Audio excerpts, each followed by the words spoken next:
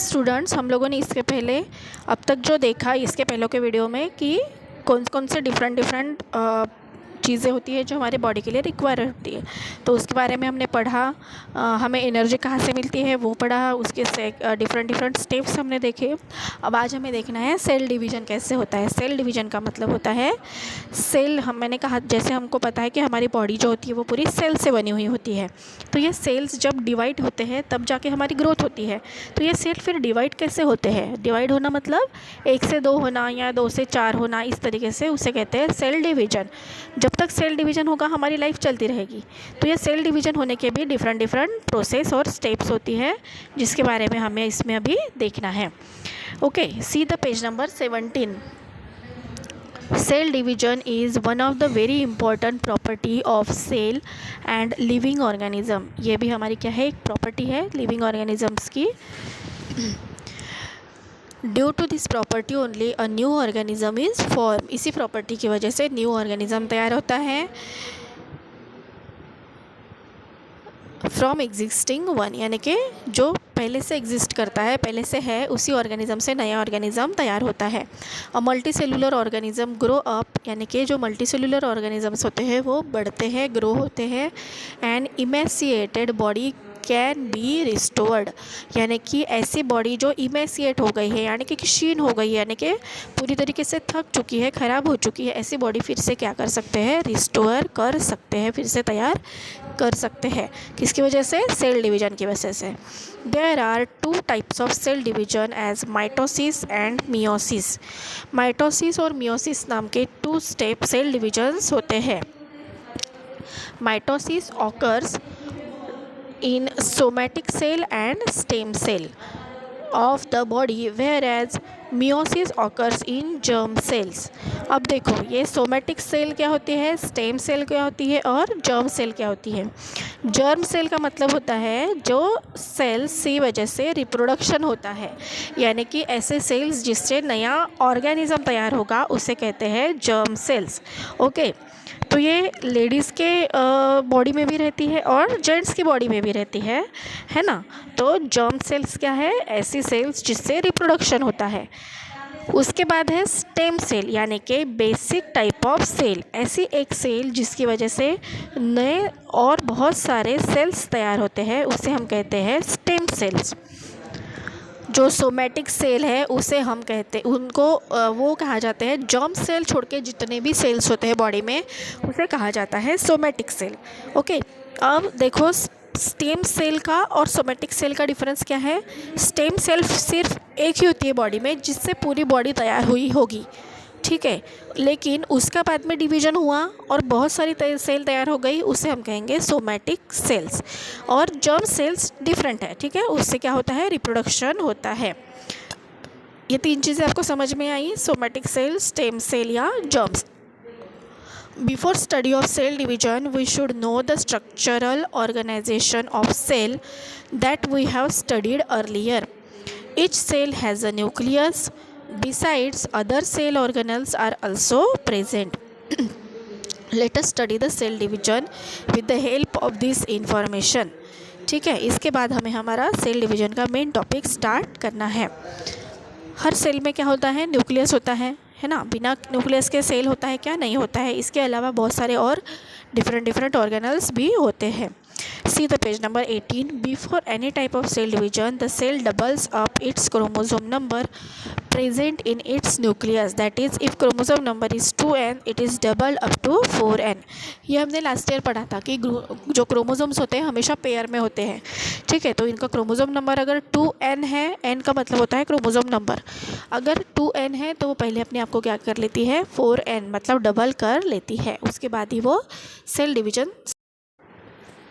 See the page number 18.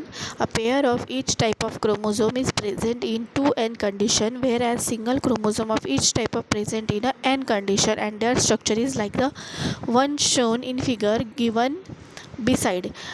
2.5 number के जो diagram आपको दिख रही है वो है क्रोमोसोम की डायग्राम, जो हमने 9th क्लास में पढ़ी हुई है। उसमें हमें दिखता है कि क्रोमोसोम कैसे है, 2n कंडीशन में है या फिर n कंडीशन में है, सिंगल है, ठीक है।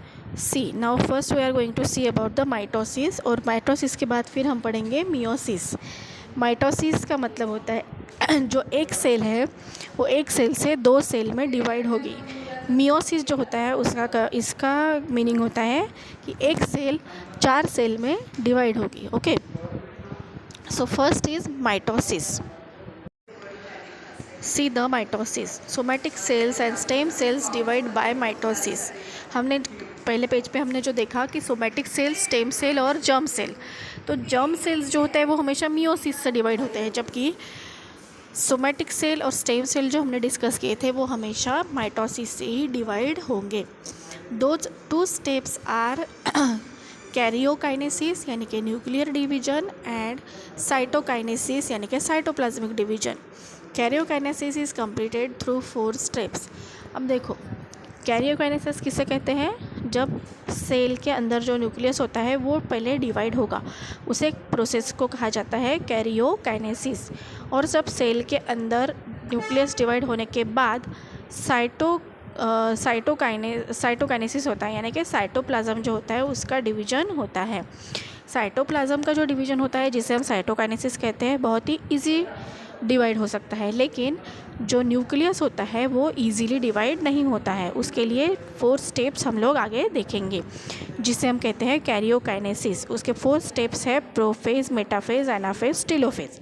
से हम लोग एक एक स्टेप बाय स्टेप देखेंगे। Okay, so first is prophase. In prophase, condensation of basically thin thread like chromosome starts। मतलब जो क्रोमोसोम होता है वो बहुत ही थीन होता है, उसका कंडेंसेशन होता है, मतलब कॉइलिंग चालू हो जाता है, फोल्डिंग चालू हो जाता है। Due to this they become short and thick and they start to appear along with their pairs of sister chromatids. वो अपने सिस्टर क्रोमैटिड्स के साथ में ही दिखना स्टार्ट हो जाते हैं। पहले बहुत थीन थे तो हमें दिखते नहीं थे, लेकिन वो जब ठीक होने चालू हो जाते हैं, फोल्डिंग होते हैं, कंडेंस हो जाते हैं, तब हमें वो इजीली दिखता है। सेंट्रियोल्स डुप्लीकेट, जो न्यूक्लियस होता है वो न्यूक्लियस के बाहर एक सेंट्रियोल नाम का पोर्शन होता है, वो भी क्या हो जाता है? डुप्लीकेट हो जाता है, मतलब 2 पार्ट में डिवाइड हो जाता है।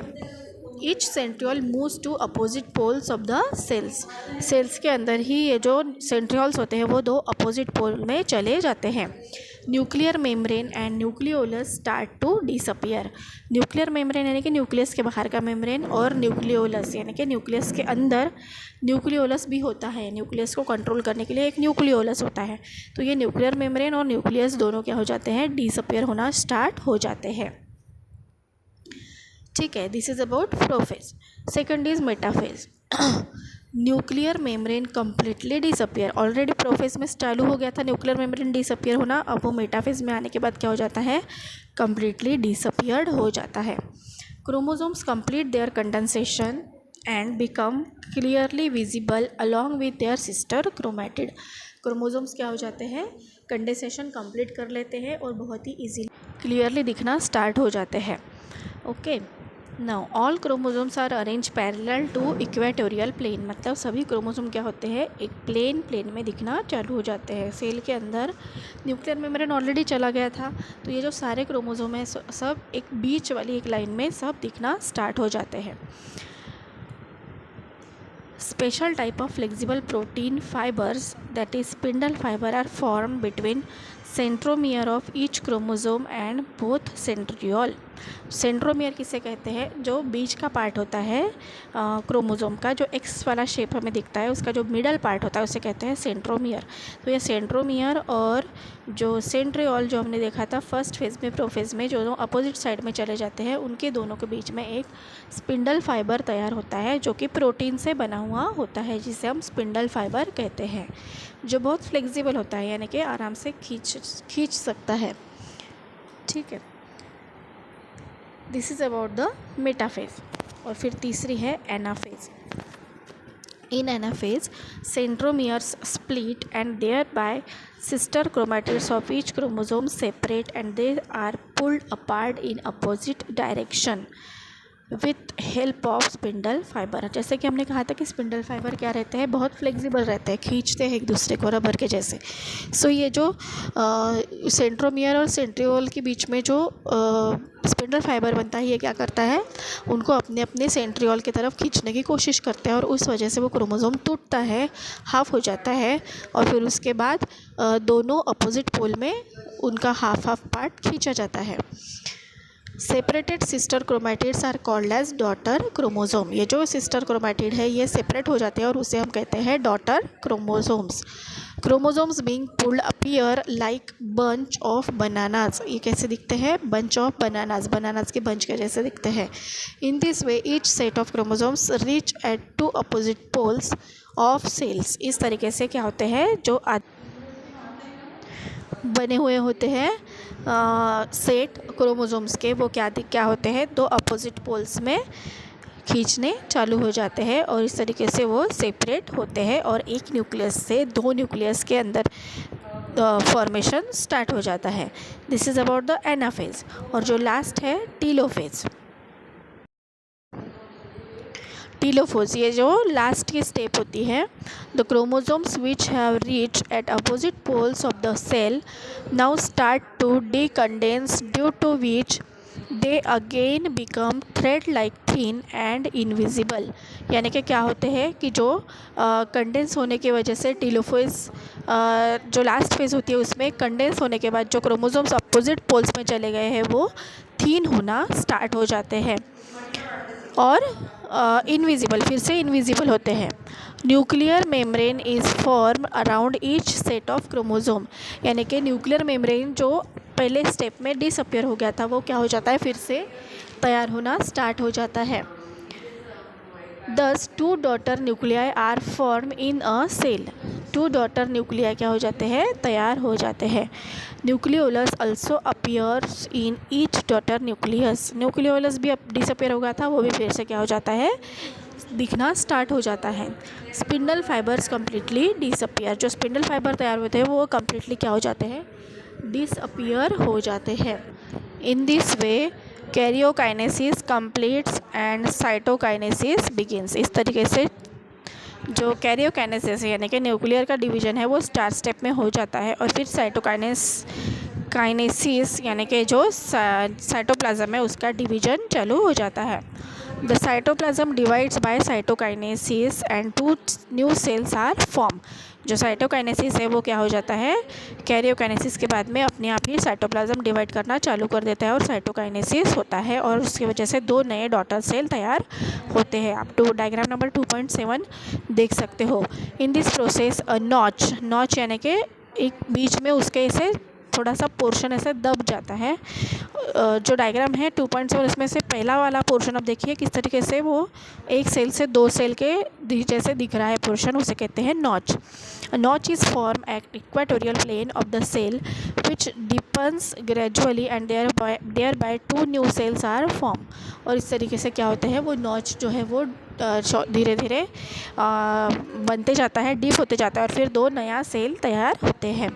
However in case of plant cells instead of notch a cell plate, नीचे की जो डायग्राम दिख रही है आपको उसमें सेल प्लेट तैयार होती हुई दिख रही है, वो खींच रहा है एक दूसरे को और फिर खींचते खींचते क्या हो जाएगा, वो एक सेल से दो सेल तैयार हो जाएंगे। Instead of notch, a cell plate is formed exactly along middle line of the cell and thus cytokinesis is completed. इसके बाद साइटोकाइनेसिस भी क्या हो जाती है, कंप्लीट हो जाती है और इस तरीके से एक सेल से दो सेल्स का फॉर्मेशन होता है। Mitosis is essential for growth of the body. ये जो माइटोसिस है ये हमारे बॉडी की ग्रोथ के लिए ज़रूरी होती है। It is necessary for the restoration of emaciated body, यानी कि हमारी जो बॉडी की कोई पार्ट ख़राब हो चुका है, ज़ख्म हो चुकी है, वो बॉडी भर के आने के लिए भी ये माइटोसिस होना ज़रूरी होता है। वाउंड हीलिंग यानी कि ज़ख्म भरने के लिए, formation of blood cells, blood cells के भी फॉर्मेशन के लिए माइटोसिस होना बहुत ज़रूरी होता है। ठीक है, तो इस तरीके से माइटोसिस होता है हमारी बॉडी में, जिसकी वजह से एक सेल से दो सेल्स तैयार होते हैं और हमारी बॉडी में हर बार नए सेल्स तैयार होते जाते हैं, जो कि हमारे लिए बहुत नेसेसरी प्रोसेस होती है। इसका एक शॉर्ट वीडियो भी मैं आपको भेजूँगी जिससे आपको क्लियर आइडिया आ जाएगी कि किस तरीके से माइटोसिस होता है। इसका एक अगर कोई मुझे वीडियो मिलता है तो मैं आपको उसका एक कोई वीडियो भी भेजूँगी इसके साथ, जिससे आपको समझने में आसानी हो जाएगी। सो बेसिकली आप इसे अच्छे से रीड करना है और समझना है। ठीक है।